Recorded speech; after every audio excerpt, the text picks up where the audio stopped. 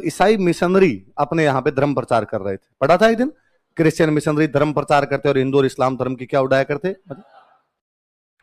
इन दिनों में एक भारत का बंदा जो इनका वापस मुकाबला कर रहा था, इनको वापस जवाब दे रहा था, उस बंदे का नाम था स्वामी दयानंद सरस्वती। कौन थे? स्वामी दयानंद सरस्वती। और वो जा के लोगों को समझा रहे थे कि भाई आपको ईसाई बनने की आवश्यकता नहीं है। क्यों बन रहे हो तुम ईसाई? तो किसी आदमी ने कहा साहब अपने में कमियां हैं, ईसाइयों में कमियां नहीं, इसलिए अपने ईसाई बन रहे हैं। क्या कमी है बता देंगे? मूर्तियों की पूजा करते हैं, बाटों में भगवान ढूंढ रहे हैं, पत्थरों में कौन सा भगवान होता है? ईसाइयों में देखो किसी प्रकार की कोई भी मूर्ति पूजा अपने साहब धर्म ही खराब हो गया अपना तो हिंदू धर्म। साहब देखो महिलाओं पे कितने अत्याचार है, पढ़ाते अपने नहीं, लड़कियों को सती अपने कर देते, यहाँ पे विडो रीमैरिज अपने नहीं की जाती है। दयानंद सरस्वती ने कहा तुझे किसने बताया कि अपने के अंदर ये चीजें? उसने कहा दिख रहा है।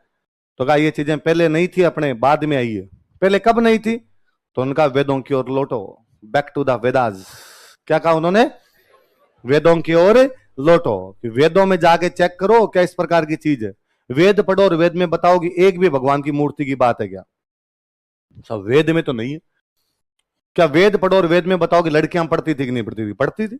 वेद में लिखा हुआ कि गौसा सिकता अपाला लोपा मुद्रा और कक्षावृत्ति उस समय की महान विदुषी महिलाएं थी।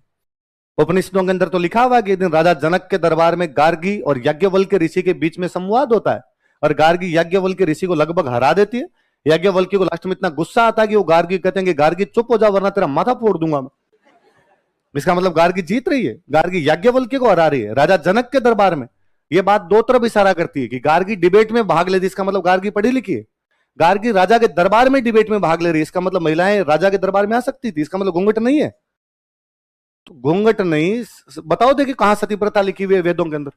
तो लोगों को वापस कन्विंस करके वापस हिंदू बनाने का कोई काम कर रहे थे, तो वो कौन थे? पर दयानंद सरस्वती हर जगह तो जा नहीं सकते।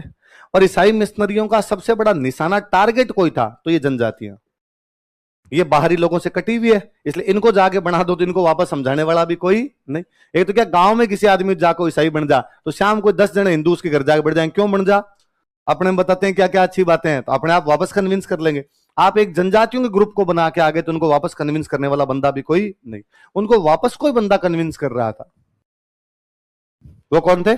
और गोविंद गुरु ने इन जनजातियों को कहना शुरू किया कि छोड़ो आप तो अपने ये मूर्ति पुरजार करेंगे नहीं। आपको ये लगता है कि साहब इनकी वजह से ईसाई बन रहे हो, ये छोड़ो। और आज के बाद अपने एक नया पंथ शुरू करते हैं, भगत पंथ। कौन सा पंथ बनाते हैं? अपने सारे बस भगवान की भक्ति करेंगे और भगवान की भक्ति करने के लिए किसी मूर्ति की आवश्यकता नहीं। घट घट में भगवान है, कण कण में भगवान है, उसके लिए बाटे पूजने की क्या आवश्यकता है?